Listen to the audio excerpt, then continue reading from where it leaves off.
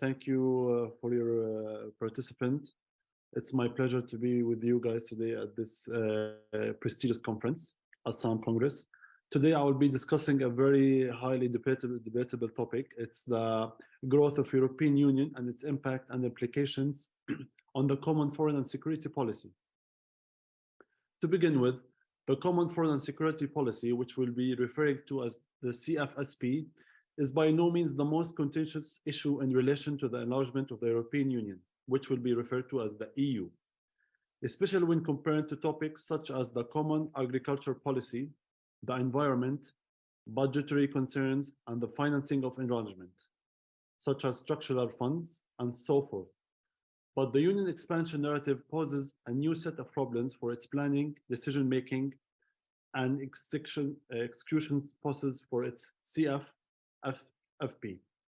Overall, the European Parliament, the EP, believes that expanding the Union to include the nations of Central and Eastern Europe will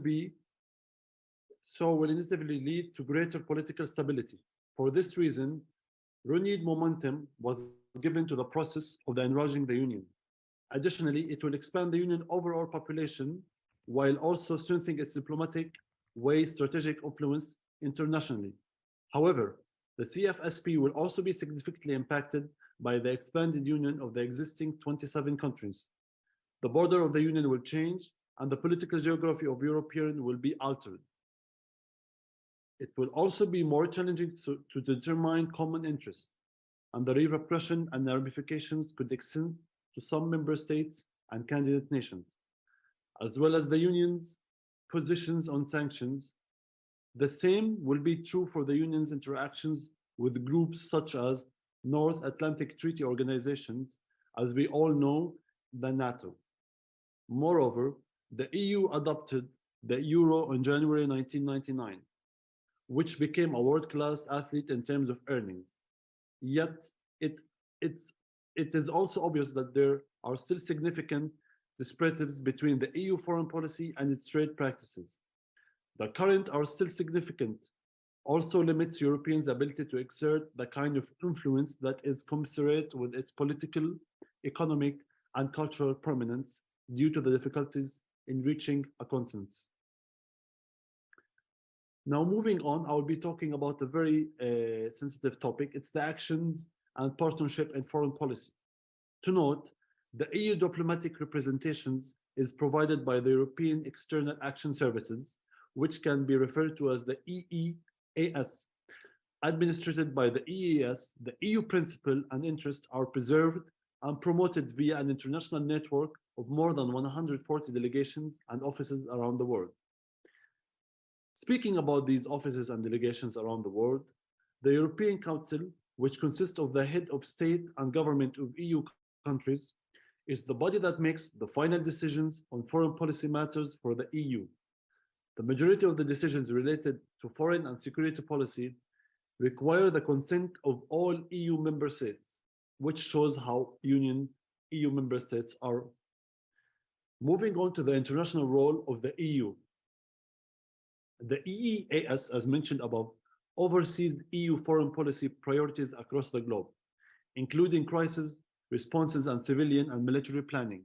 In conjunction with the institution of the European Union, the EU aims to battle climate change, support robust democracies, advance human rights, prevent and resolve conflicts, foster sustainable developments, and support rule-based international order.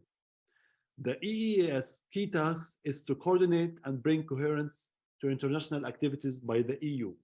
Notably, the Lisbon Treaty lays out in details how the EU shall conduct itself abroad as a European power. Now we'll be talking about Joseph Borrell Biggin. He is the Vice President and the High Representative of the Union for Foreign Affairs and Security Policy. He was assigned in December 2019. His role as the EU is its top diplomat, directs and manages the organization's foreign and security policies. He is also in charge of the strategically vital European Defense Agency. Speaking about the General Secretary of the EEAS, the High Representative delegates the management of the EEAS to the Secretary General. He is responsible for taking all necessary steps to ensure the smooth operations of the EEAS, including managing its administrative and financial operations. Talking about now a very important topic, it's the key tenets of common and foreign and security policy, which will be referred to as the CFSP.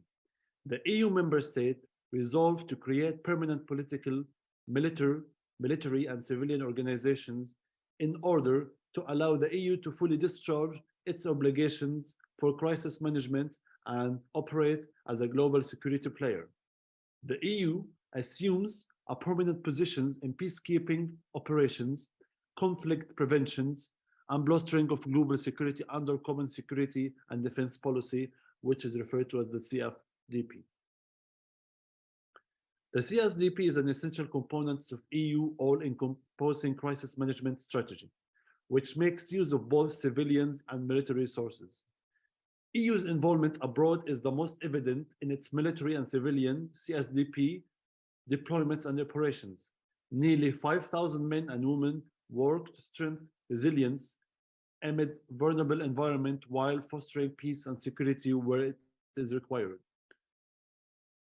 Going on briefly to the conclusion, this research has examined notable institutional initiatives that underpin the common foreign and security policy of the European Union and how it can be impacted by political narratives and circumstances such as enlargement or its abandonment, as evidenced by the Brexit in the UK. It has also offered a critical evaluation of the advantages and disadvantages of the CSDP, which is referred to, just as a reminder, a common security and defense policy, and how it can influence decisions of the CFSP, which is the common foreign and security policy, from a defense and security standpoint. Going forward at this paper, we seek to demonstrate through a descriptive analytic approach that the CFSP needs a fresh injections of reform and innovation, as does the bloated EU bureaucracy culminating in inertia when it comes to decision making.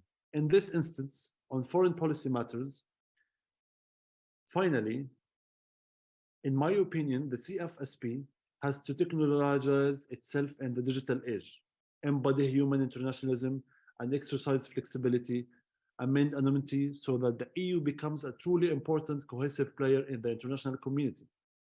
Whether the EU enlarges or shrinks, it has to ensure that its roles and responsibility as a good international citizen should not suffer as a victim of insular politics. Ladies and gentlemen, this brings me to the end of my presentation. Thank you for your attention. Thank you again.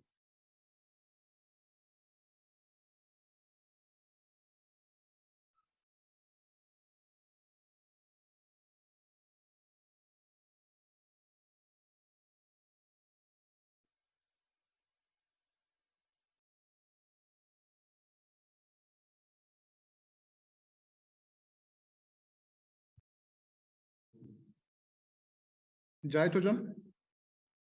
Professor Cahit.